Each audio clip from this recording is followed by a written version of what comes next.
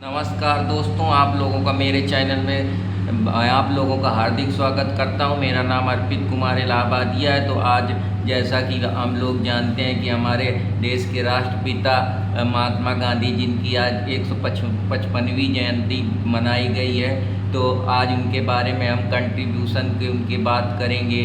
उनका रिलेवेंस आज के समय, उनकी फिलॉसफी, उनकी डॉक्ट्राइन्स, उनकी टीचिंग, उन्होंने किस तरीके से देश को आज़ाद कराया, उनके देश के प्रति क्या एक तरीके से हम कह सकते हैं कि देश के प्रति उनके जो भी किए गए कर्तव्य हैं या जो उनकी ड्यूटी हैं, उनके बारे में आज हम लोग पढ़ेंगे। आज हम लोग जानेंगे कि महात्मा गांधी ने का कंट्रीब्यूशन हमारे देश को आज़ाद करने में, हमको इंडिपेंडेंस दिलाने में, हमको जो हमने ब्रिटिश सुप्रीमेसी के खिलाफ लड़ाई लड़ी या किस तरीके से हम उससे बाहर निकल के आए। तो आज मैं उन्हीं सारी चीज़ों पे चर्चा करूंगा, क्योंकि ये चर्चा का विषय है और ये काफ़ी इम्पोर्टेंट है, क्योंकि उनकी लिगेसी, उनके जो कर्तव्य हैं, जो उनकी डॉक्ट्राइन्स, जो उनके वैल्यू हैं, जिस तरीके से उन्होंने समाज में एक तरीके से कंट्रीब्यूशन दिया है। इंडिया की जो हम कह सकते हैं कि ब्रिटिश पावर से हमको आज़ाद करने पे, लड़ने पे हर तरीके से उन्होंने देश को सपोर्ट करा है। जो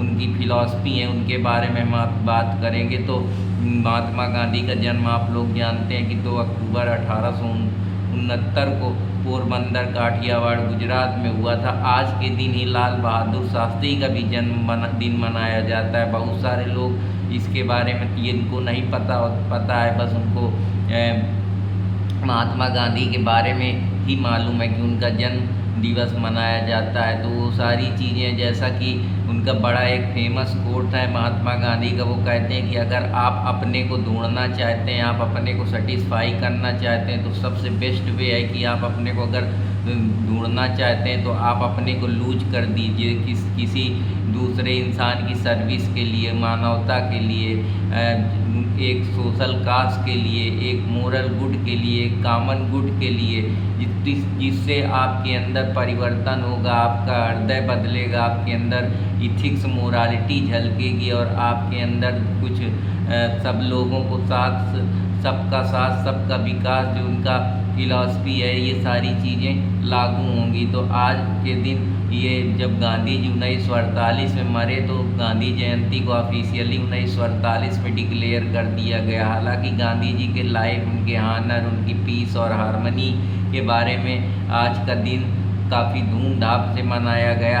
इनका सिग्निफिकेंस बहुत ज़्यादा है, क्योंकि ये ग्रेट लीडर है जिन्होंने देश को आज़ाद कराने के लिए बहुत लोगों से अपने जो उनका पीस और नॉन वायलेंस की फ़िलासफ़ी थी, या नॉन कोऑपरेशन की फ़िलासफ़ी थी, या जो शांति के जरिए वो किसी बात को दूसरों तक पहुंचाना चाहते थे, वो कोई विध्वंस या वायलेंस के जरिए चीज़ें नहीं कराना चाहते थे, क्योंकि वो पढ़े लिखे थे, वो काफ़ी ज़्यादा, उनको अलग अलग कल्चर का अनुभव थे। वो कुछ दिन साउथ अफ्रीका में भी रहे, इसके पहले इंग्लैंड में उन्होंने वकालत करी, तो उनको अच्छा खासा पॉलिटिकल एक्सपीरियंस था कि किस तरीके से किसी भी अथॉरिटी से, क्योंकि लड़ाई करने से चीज़ें बिगड़ जाती हैं, शांति के जरिए उन्होंने चीज़ों को प्रस्ताव रखा, जो ताकि जैसे नमक का कानून उन्होंने तोड़ा, तो उन्होंने जो साल्ट के खिलाफ टैक्स लगता था, इतनी छोटी चीज़ में वो इसेंशियल चीज़ें थी। तो इस वजह से गांधी जी का जो फिलॉसफी है वो पूरी नॉन कोऑपरेशन पे बेस्ड है, पैसिव रेजिस्टेंस के बेस्ड है, कि अगर रेजिस्टेंस भी करना है तो एक्टिव मोड में नहीं करना है, जिससे कोई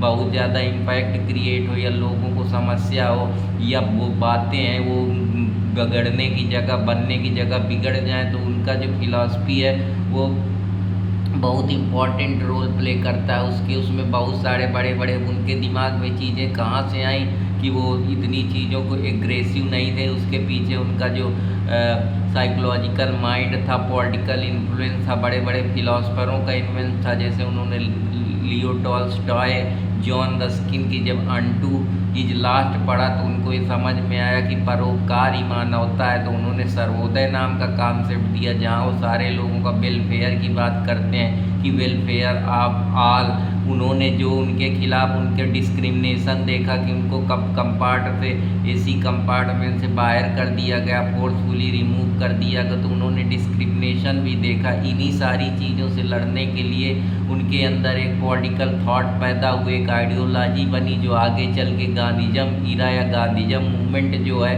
उसके नाम से जानी गई। तो ये काफ़ी ज़्यादा फेमस है गांधी जी का जो नॉन वायलेंस है, कि किसी के खिलाफ मानवता के साथ पेश आना है, किसी को परेशान नहीं करना है, किसी के बारे में हमको गलत थॉट्स नहीं पैदा करने, किसी को किल नहीं करना है, कोई वायलेंस नहीं करना है। जैसे आज के समय अगर हम देखें तो कम्युनल वायलेंस लोग करते हैं, टेररिज्म होते हैं, इंसर्जेंसी होती है, नक्सलाइट इलाका है। तो ये सारी चीज़ें गांधी जी के प्रिंसिपल के अपोज हैं। गांधी जी इन सारी चीज़ों को मना करते हैं। डोमेस्टिक वायलेंस है और भी तमाम प्रकार के वायलेंस है, दंगा है, इस तरीके के लोग जो अफरे है, ये सारी चीज़ें करते हैं। तो वो चीज़ों को कहते हैं कि आप नॉन वायलेंस करिए, आप ऐसी चीज़ें करिए जिसमें वायलेंस ना के बराबर हो। आप अपने ऊपर काम करिए, आप भारत की चीज़ें पहने, स्वदेशी अपनाइए, सेल्फ रिलायंट की तरफ बढ़िए, खुद का प्रोडक्शन करिए। गांव को कहते हैं कि असली विकास तभी हो पाएगा जब गांव का डेवलपमेंट होगा। उनका जो डिसेंट्रलाइजेशन ऑफ पावर की फिलॉसफी है कि पावर को एक जगह डिस्ट्रीब्यूट ना किया जाए, जैसे उन्होंने ग्राम स्वराज दिया जो 243A में कॉन्स्टिट्यूशन में दिया है, जहाँ वो कहते हैं कि पावर को सिर्फ सेंट्रलाइज ना किया जाए, उसका डिस्ट्रीब्यूशन किया जाए, जिससे गांव की दिशा दशा बदले। जब गांव की दिशा दशा बदलेगी तो समाज की दिशा दशा बदलेगी, यूथ की दिशा दशा बदलेगी और चारों तरफ से ओवरऑल डेवलपमेंट होगा। उन्होंने स्वदेशी के लिए अहमदाबाद में हथकरघा विभाग, खादी विभाग, उनका खादी उद्योग की बात करते हैं। खादी को प्रमोट करने के लिए वो स्वदेशी चीज़ों को, जैसे चीज़ों का इंडस्ट्रियाँ लगाने की बात करते हैं। तो उनकी जो फिलॉसफी है कि बहुत मटेरियलिज्म के पीछे नहीं, उतना ही हम जितने में आपका गुजारा हो जाए बाकी वेलफेयर करना है। कि रघुपति राघव राजा राम पतित पावन सीताराम, जो उनकी फिलॉसफी है, सिंपल ज़िंदगी जीना है। जैसे उन्होंने अपनी पूरी ज़िंदगी धोती कपड़े में गुजार दी। इसका ये मतलब नहीं कि वो चाहते तो बहुत बड़े लायर थे, पढ़े लिखे थे, अच्छे कपड़े पहने, लेकिन उन्होंने अपने से ज़्यादा मानवता को रखा कि अगर वो इतने पढ़े लिखे तो उनकी जिम्मेदारी, क्योंकि वो एक इंसान है जिसकी वजह से पूरी इंडिया रिप्रेजेंट हो रही है। साल्ट मार्च में उन्होंने अंग्रेज़ों के खिलाफ पैसिव रेजिस्टेंस के जरिए अपना पीसफुल प्रोटेस्ट किया कि ये जो कानून पे टैक्स लगाया जा रहा है ये इलीगल है, तो उस पर उनकी बात है। हालांकि गांधी जी इतने इन्फ्लुएंशियल पर्सनालिटी थे कि टाइम्स मैगजीन 1930 में उनको लीडिंग इंडिया स्ट्रगल के नेता के नाम से सम्मान मिला। हालांकि आजकल तो लोग टाइम्स ऑफ इंडिया में आ जाते हैं तो बस उनके अंदर तुरंत अहंकार दिखने लगता है। तो हमको अपने फोर फादरों से, उनकी लिगेसी से सीखना चाहिए, किस प्रकार से उन्होंने इवन जो इंटरनेशनल ऑर्गेनाइजेशन है उनको तक झुका दिया, उनकी फ़िलासफ़ी का सम्मान करते हैं, उनकी स्टैचू बनी है, उनकी डॉक्ट्राइन्स अलग अलग कंट्री में फॉलो होती हैं, उनके प्रिंसिपल फॉलो होते हैं। जैसे international day of non violence है जो गांधी जी का ग्लोबल इम्पैक्ट है। सोशल जस्टिस की बात करते हैं कि जो छुआछूत है या गरीबी है, भूखमरी है, जो हमारा स्वच्छता मिशन है, इन सारी चीज़ों में किस तरीके से जस्टिस मिलेगा। जो उनका ट्रस्टीशिप का कॉन्सेप्ट है कि जो प्रॉपर्टी है उसका ओनरशिप कॉमन होना चाहिए। तो सारी चीज़ें, सत्याग्रह की उनकी फिलॉसफी, उनकी वैल्यू की फिलॉसफी की सबका सम्मान करो, ब्रह्मचर्य का पालन करो, ये सारी चीज़ें हैं। नॉन वायलेंस क्रिएट ना करो, नॉन वायलेंस ना क्रिएट करो, ये सारी चीज़ें, किसी को किल ना करो, सबके प्रति मानवता का भाव रखो। तो गांधी जी के काफ़ी इम्पोर्टेंट है। उन्होंने किस तरीके से अहमदाबाद वर्कर्स में जो मिल्स के खिलाफ एक्सप्लॉयटेशन हुआ या क्लास स्ट्रगल हुआ उसमें भी उन्होंने अपनी बात रखी। चंपारण में जो अंग्रेज़ों ने इंडिगो के खिलाफ विध्वंस कराया, ज़बरदस्ती उनको एक्सप्लॉइट किया, उसमें भी गांधी जी ने अपनी बात रखी, अपने फिलॉसफी के जरिए चीज़ों को सॉल्व आउट कराया। डू एंड डाई में गांधी जी ने करो या मरो की फिलासफी किस तरीके से उन्होंने ब्रिटिश रूल का इंड कराया। रौलट एक्ट में जो अनलॉफुल एक्ट बनाए गए कि बिना कानून के, बिना कोई वकील के, किसी को भी सस्पेक्शन बिना कुछ हुए बस उसको उठा के जेल में बिना ट्रायल के बंद कर देना है। तो ये सब अनइथिकल चीज़ें और अनमोरल और अप्रेसिव लॉ के खिलाफ भी गांधी जी का अपना ब्यूरो है। नॉन कोऑपरेशन, उन्होंने पूरी तरीके से ब्रिटिश चीज़ों का, ब्रिटिश जो पब्लिक ऑफिसेज थी उनको बाइकाट किया, लोगों को बाइकाट करने दिया। जब बंगाल में विभाजन हुआ तो उसमें भी गांधी जी का इम्पोर्टेंट रोल रहा। पूना पैक्ट में उन्होंने जो छोटी क्लास थी, डिप्रेस ST SC क्लास थी या लोअर मार्जिनलाइज सेक्शन था, उसको भी रिप्रेजेंटेशन देने के लिए उन्होंने जॉइंट इलेक्टोरेट BR अम्बेडकर के साथ पूना पैक्ट साइन किया। तो काफ़ी सारी चीज़ें हैं कि वो किस प्रकार से आज जो अब मनाया जा रहा है जयंती, उसमें बहुत सारे हम लोग कैसे आज सेलिब्रेट कर रहे हैं। आज 2 अक्टूबर को 155वीं जयंती मनाई गई, जिसमें गांधी जी ने को लोगों ने उनकी प्रेयर याद करके, उनके कल्चर जहाँ पे उनकी समाधि है वहाँ जाके, या उनके कल्चरल प्रोग्राम उनके नाम से चलाए गए, उनको ट्रिब्यूट किया गया। राजघाट में जाके प्रेयर और भजन सुनाए गए। रघुपति राघव उनका क्लीननेस ड्राइव, जो स्वच्छ भारत संपन्न भारत, जिससे जो डिसीज ना हो, इफ़िशियंसी बढ़े, प्रोडक्टिविटी बढ़े और सेल्फ सफिशिएंसी, जिसकी तरफ आजकल हमारा देश काफ़ी अच्छा प्रोग्रेस कर रहा है। माननीय प्रधानमंत्री नरेंद्र मोदी के नेतृत्व में बहुत सारी डॉक्यूमेंट्री, TV सीरियल पढ़ाए गए ताकि बच्चे उनके बारे में जाने, अपने देश की जो विरासत है उसको समझें, जो हमारे फोर फादर हैं, लीडर हैं, उनको जाने। कई जगह आर्ट कंपटीशन ऐसे किए गए। तो ये सारी चीज़ें हैं। हालांकि कुछ आइडियल कॉन्फ्लिक्ट की वजह से गांधी जी का एसासिनेशन नाथूराम गोडसे के द्वारा जनवरी 30, 1948 को कर दिया गया। हालांकि आज के समय में गांधी जी का जो प्रेजेंट टाइम में उनकी जो इन्फ्लुएंस, उसकी फिलासफी है कि ग्लोबल कॉन्फ्लिक्ट जो इकोनॉमिक पावर की वजह से हो रहा है, वाटर टसल की वजह से हो रहा है, इकोनॉमिक सुप्रीमेसी की वजह से हो रहा है, या हम कह सकते हैं कि एक कंट्री को दूसरे कंट्री को सर्वोच्च दिखाने की जो एक प्रथा है, उसकी वजह से हम जिसको हेगमनी बोलते हैं, बैलेंस ऑफ पावर इम्बैलेंस हो रहा है। जैसे अभी पैलेस्टाइन में लड़ाई चल रही, इजराइल पैलेस्टाइन एक दूसरे को मारने पे तुला हुआ है। तो ये सारी चीज़ें हैं। जैसे हसन नसरुल्लाह को अभी मार गिराया है क्योंकि ये टेररिज्म करते हैं। ऐसा मानना है कि लेबनीज जो इलाका है वहाँ उसका बहुत ज़्यादा पॉलिटिकल और सोशल इन्फ्लुएंस है, जिसकी वजह से इजराइल को हमेशा चुनौती मिलती रहती। वहाँ की जो सिक्योरिटी है वो पूरी तरीके से तैनात है ताकि वो अपने सिविलियन का ध्यान रख पाएँ। तो ये भी चीज़ है। टेररिज्म जो आजकल बड़ी समस्या बनी हुई है, रिलीजियस टेररिज्म हो, चाहे किसी चीज़ को पॉलिटिकल टेररिज्म हो, चाहे मल्टी स्टेट टेररिज्म हो, या मीडिया टेररिज्म हो, या स्टेट स्पॉन्सर टेररिज्म हो, तो ये भी एक समस्या क्रिएट हो रही। लोग आजकल ट्रूथ और नॉन वायलेंस से हट रहे हैं। वो डिसगस्ट, लोगों के खिलाफ इलविल की भावना पैदा हो रही है। लोग एक दूसरे को गिराने पे लगे हैं। जो सबका साथ सबका विकास नहीं सोचते, सिर्फ अपने सेल्फ इंटरेस्ट की बात करते हैं। इंटीग्रिटी लोगों में नहीं है। बड़े पद में जो नौकर साहब बैठे हैं वो छोटे लोगों का सम्मान नहीं करते, उनकी बात नहीं रखते हैं। तो हर जगह करप्शन, ब्यूरोक्रेसी, सुप्रीमेसी है।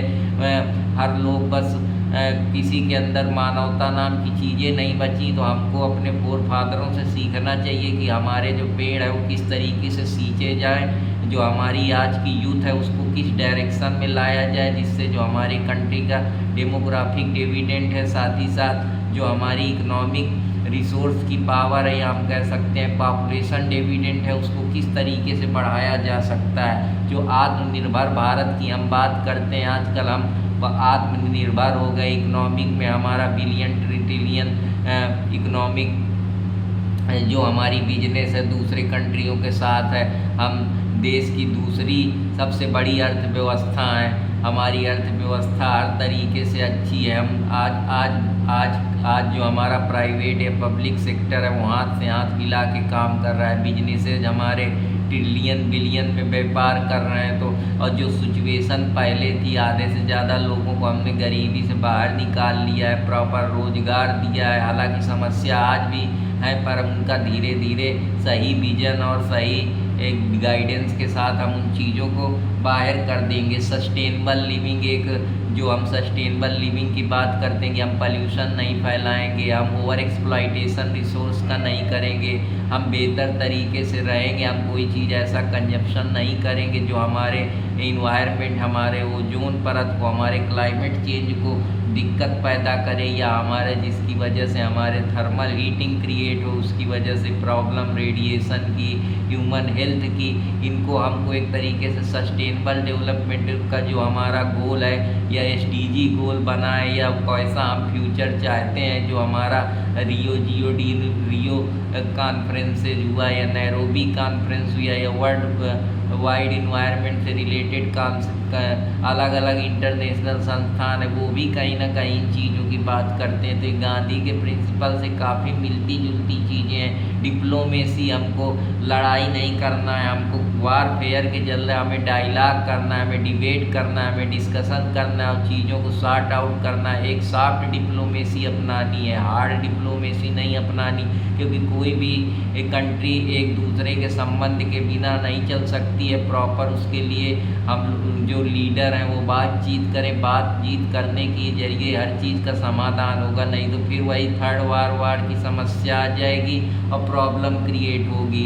एक दूसरे को बहुत अब ज़्यादा सुप्रीमेसी दिखाने में या हेगमनी दिखाने में समस्याएं, वहाँ के इंडिविजुअल के लिए, वहाँ सिविलियन के लिए इकोनॉमिक लॉसेज, फिर हमारा इन्वायरमेंट डिग्रेडेशन, पॉल्यूशन और ये जो अनइथिकल एक्टिविटी होती हैं वो पूरी मानवता के लिए त्रासदी या समस्या क्रिएट कर देती। तो हमको हाथ से हाथ मिलाकर एक कंट्री को दूसरे कंट्री का सहयोग करना चाहिए, कि वही है कि वसुधैव कुटुंबकम, की सब लोग एक ही हैं, भगवान के द्वारा ही बनाए गए, बस वो अलग अलग पैदा हुए, अलग अलग जाति मजहब है, लेकिन सब अंश तो ईश्वर के ही हैं। कि वही है रघुपति राघव राजा राम पतित पावन सीताराम। तो इन्हीं सारी चीज़ों के बारे में मैं आज आप लोगों से महात्मा गांधी के जीवन परिचय पर बात कर रहा हूँ। आशा करता हूँ कि आप लोगों को पसंद आएगा। अगर पसंद आए तो कृपया लाइक, सब्सक्राइब, कमेंट करते रहें अर्पित कुमार इलाहाबादिया को।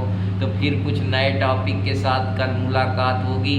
तब तक लोग आशा करता हूँ कि आप महात्मा गांधी के इन विचारों को अपने जीवन में अपनाएंगे और बेहतर करेंगे, और महात्मा गांधी की जो फिलॉसफी है उसको अपने जीवन में उतार के कुछ आप अपना सेल्फ इम्प्रूवमेंट कर पाएंगे, उनके सिद्धांतों पे चल पाएंगे। आप एक अपने अंदर एटीट्यूड डेवलप कर पाएंगे कंट्री के प्रति। उनके जो किए गए अथक प्रयास हैं आप उनको ऐसे ही नहीं जाने देंगे, अपने बच्चों को समझाएंगे, बेहतर उनको उन चीज़ों से रूबरू कराएंगे, ताकि वो भी जो आज का समाज ये सब इस तरीके से जो इनको किसी फोर फादर से कोई मतलब नहीं है, बस उल्टा सीध की चीज़ें बताते हैं, थोड़ा उनके अंदर एक पैट्रियटिज्म, देशभक्ति नाम की भावना जग पाए और वो भी कुछ देश के लिए करने का सोचे, नहीं तो बस इसी तरीके से किसी ये सिस्टम है वो सिस्टम है इसी में लगे रहेंगे। तो ये सारी चीज़ों से आप उनको थोड़ा इन चीज़ों पे वर्क करिए, बात करिए, खुल के बताइए, अपने जो पुराना इतिहास है उसको दोहराइए, जिसमें बच्चों के अंदर एक